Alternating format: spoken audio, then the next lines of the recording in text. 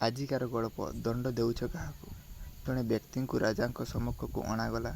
ରାଜା ଯେକୌଣସି ଅପରାଧ ଲାଗି ଅତି କଠୋର ଦଣ୍ଡ ଦେଉଥିଲେ। ସେହି ଅପରାଧୀକୁ ଦଣ୍ଡ ଦେବା ବେଳେ ଦୈବାତ୍ ସେଠାରେ ଉପସ୍ଥିତ ଥିଲେ ରାଜାଙ୍କର ଶିକ୍ଷାଗୁରୁ। ସେ ପଚାରିଲେ, ତୁମେ ଏଭଳି ଦଣ୍ଡ ଦେଲ କାହିଁକି? ରାଜା ଉତ୍ତର ଦେଲା, ମୋର ପିତା ଏଭଳି ଦଣ୍ଡ ପ୍ରବର୍ତ୍ତନ କରି ରାଜ୍ୟକୁ ସମ୍ଭାଳିଥିଲେ। ମୁଁ ମଧ୍ୟ ତାଙ୍କ ମାର୍ଗ ଅନୁସରଣ କରୁଛି। ଏହା ଶୁଣି ଗୁରୁ କହିଲେ, ତାହା ଠିକ୍ ଯେ ମୋର ପ୍ରଶ୍ନ ହେଲା, ତୁମେ ଦଣ୍ଡ ଦେଉଛ କାହାକୁ?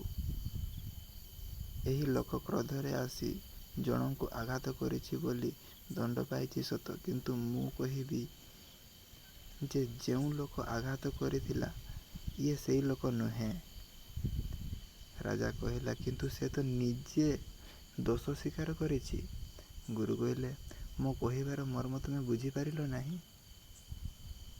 ମୋ କହିବାର କଥା ହେଲା, ଅତ୍ୟଧିକ କ୍ରୋଧରେ ଜଣେ ବ୍ୟକ୍ତି ଆଉ ସେହି ବ୍ୟକ୍ତି ହୋଇ ରହେ ନାହିଁ, ସେ ବଦଳିଯାଏ। ତୁମେ ଯାହାକୁ ଦଣ୍ଡ ଦେଇଛ ସେ ସେତେବେଳେ ଆଉ ଜଣେ ବ୍ୟକ୍ତି ଥିଲା। ଏହି ବ୍ୟକ୍ତି ନୁହେଁ। ରାଜା ଟିକିଏ ଅଟକି ଯାଇ ପଚାରିଲେ, ତାହେଲେ? ଗୁରୁ କହିଲେ, ତାକୁ ସେହି ବିଷୟରେ ସଚେତନ କରାଇ ଦିଅ। କେମିତି ମଣିଷ କ୍ରୋଧ, ଈର୍ଷା, ହିଂସା ଆଦି ଦ୍ୱାରା କ୍ଷଣିକରେ ବଦଳି ଯାଇ ଯାହା ସେ କରିବା କଥା ନୁହେଁ ତାହା କରି ପକାଏ। ସେହି କଥା ଯଦି ସେ ବୁଝିପାରେ, ତେବେ ସେ ନିଜକୁ ନିୟନ୍ତ୍ରଣ କରିପାରିବ। ତାହା ତାକୁ ଭିତରୁ ବଦଳାଇବ।